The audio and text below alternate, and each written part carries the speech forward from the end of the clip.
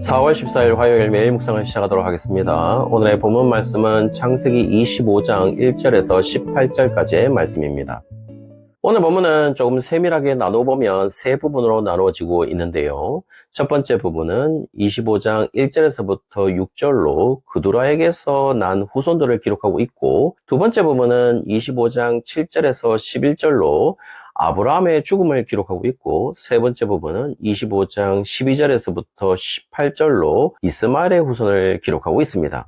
먼저 첫 번째 부분을 살펴보시면 1절에 그두라라는 여인이 나오고, 그 여인의 정체는 아브라함의 후처라고 나와 있는데, 원문에는 그냥 이샤라고 기록하고 있어서 아내, 여자라는 의미만을 나타내고 있지만, 역대상 1장 32절에 보시면 아브라함의 소실 그두라라고 나와 있어서 여기에서 소실은 필레게시라는 첩의 개념을 가지고 있기에 대부분의 영어 성경은 another wife라고 번역을 하고 있어서 한글 성경은 이런 모든 개념을 생각해서 후처라고 번역한 것으로 보입니다.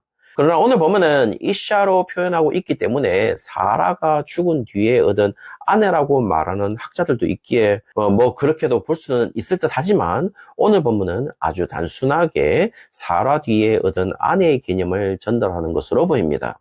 그리고 나서 2절부터 그두라의 6 아들을 기록하고 있는데, 이 6 아들 가운데 우리에게 익숙한 아들은 단 한 명인데요.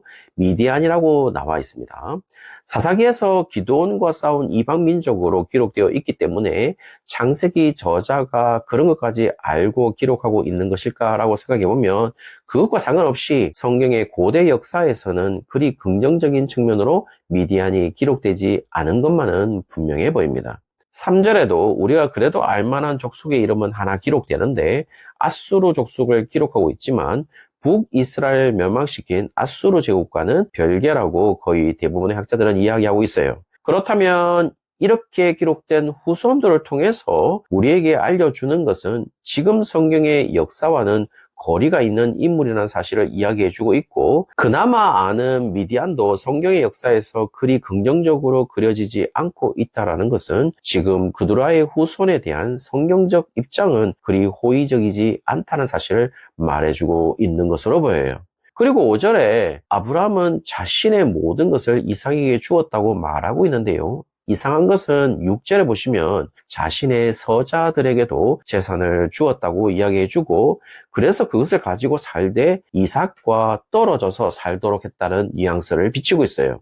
그렇다면 여기에서 서자들에게 준 재산은 무엇일까요? 여기에서 재산이라는 단어가 마타나라는 히브리어를 사용하고 있는데요.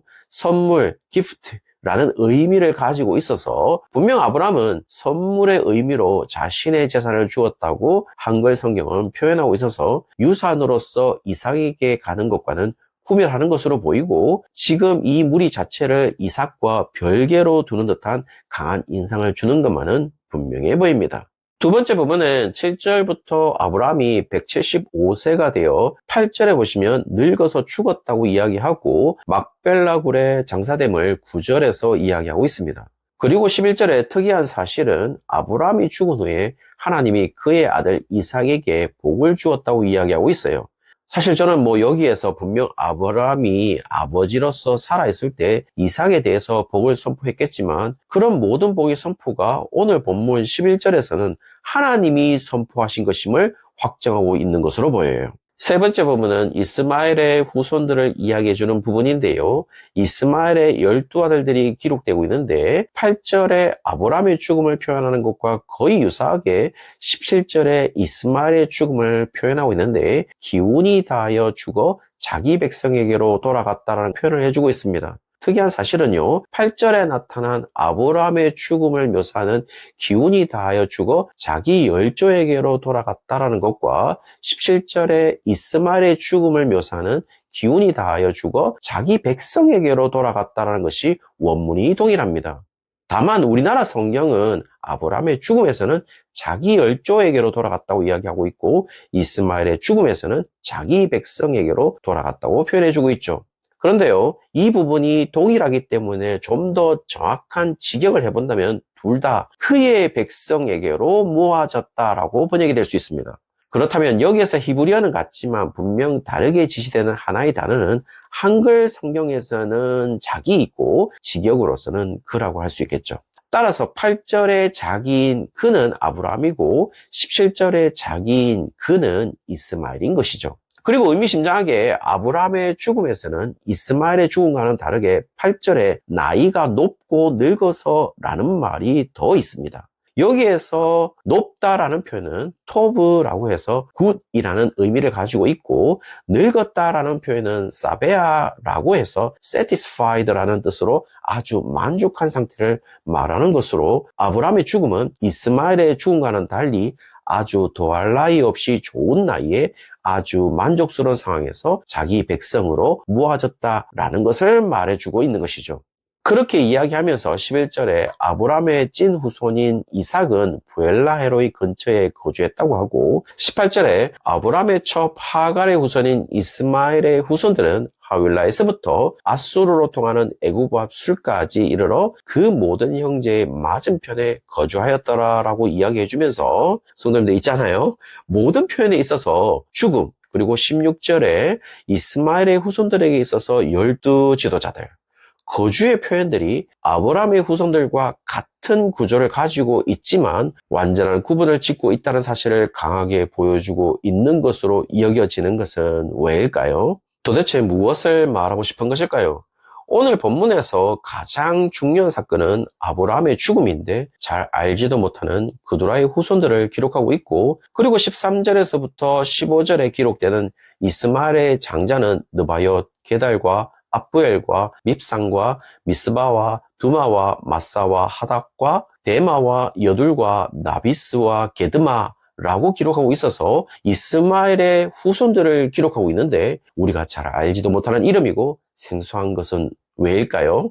그런데요, 오늘 본문 구성을 보면 한 가지를 이야기해주고 있는 것으로 보입니다.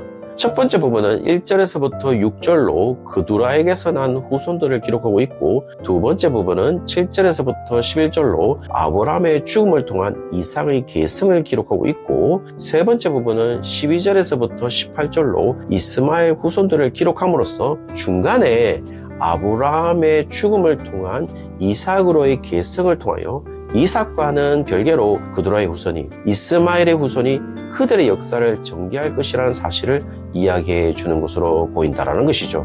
따라서 지금 보면 그두라 후손과 이스마엘의 후손들은 태어남이라는 생명의 탄생의 분위기로 일반적으로 상당히 좋게 여기지는 분위기고, 아브라함의 죽음으로 시작되는 이삭의 부분은 어쨌든 죽음의 분위기로 일반적으로 상당히 어두운 분위기로 보이지만은, 모든 역사를 하나님이 인도하시고 이끄시지만 하나님이 이끄시는 중심의 역사는 바로 생명의 탄생의 밝은 분위기로 시작하는 그두라와 이스마엘의 역사가 아니라 죽음이라는 어두운 분위기로 시작하는 아브라함의 역사임을 이야기하고 있는 것으로 보입니다.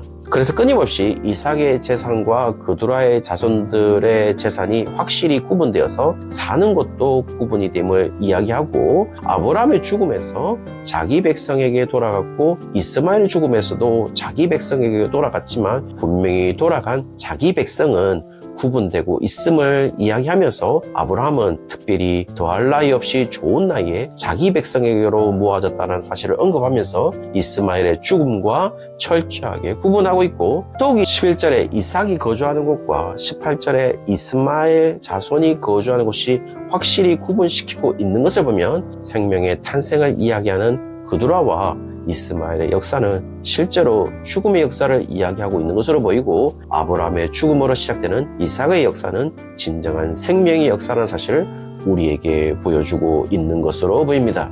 사랑하는 성도님들, 우리는 어느 역사에 속한 사람들일까요? 우리가 바로 아브라함의 죽음으로 시작되는 이삭의 역사에 참여한 자들이 아닐까요? 왜냐하면 우리가 진정한 아브라함의 후손으로 이삭이니까요. 오늘 하루가 진정한 하나님이 허락하신 생명의 역사를 살아가는, 한 명의 그리스도로 진정한 이삭의 삶을 살아내는 모든 성도님들 되시기를 주의 이름으로 축원합니다.